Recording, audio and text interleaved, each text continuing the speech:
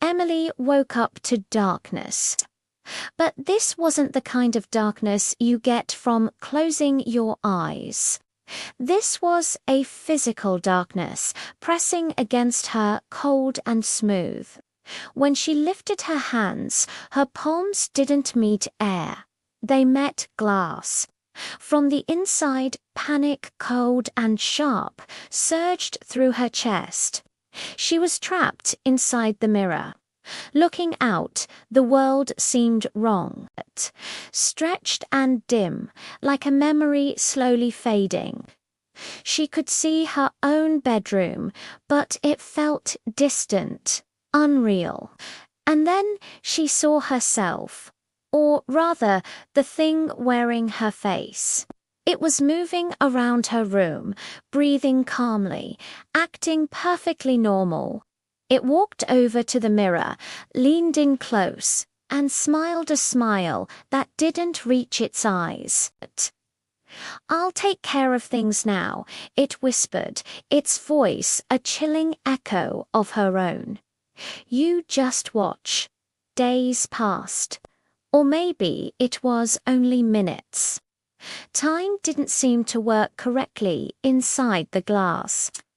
Emily could only watch, a helpless prisoner, as this reflection lived her life. She saw it talking to her parents, laughing just a little too loudly, never blinking quite enough. People noticed the small things. Her mother once said, "You seem different lately." The thing just smiled that empty smile and replied, "People change, Mum."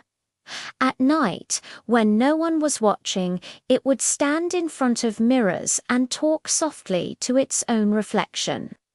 "I can feel them," it would say, its voice barely a murmur. So many reflections, so many doors.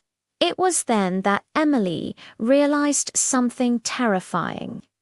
She wasn't alone in the mirror world. Behind her, in the endless, inky, dark shapes, shifted and moved. Faces began to press forward, other reflections, other trapped people, all watching their own lives through invisible glass.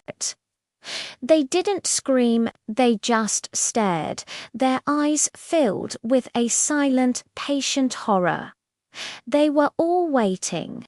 One night, a fierce thunderstorm rolled in, and the power suddenly went out, plunging the house into silence and blackness. The thing didn't panic. It calmly walked into the bathroom and lit a single candle, setting it on the counter in front of the old, cracked mirror.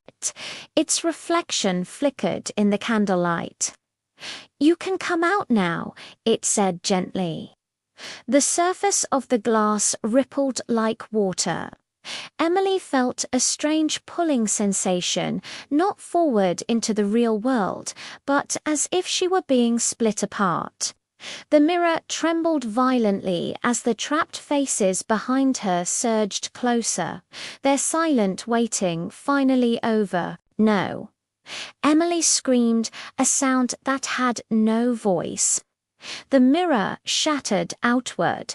Glass exploded across the bathroom floor in 1,000 glittering shards. When the emergency lights flickered back on, Emily was lying on the cold tiles, whole and real, shaking uncontrollably. Her parents rushed in, holding her, crying with relief.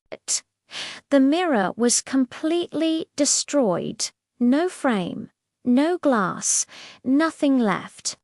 They never found the other version of Emily. Weeks later, the house began to feel normal again.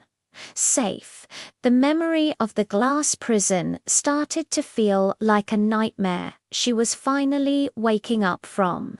Until one evening, as she passed a dark window, she glanced at her own reflection. It smiled first, a slow, knowing smile, and this time she understood.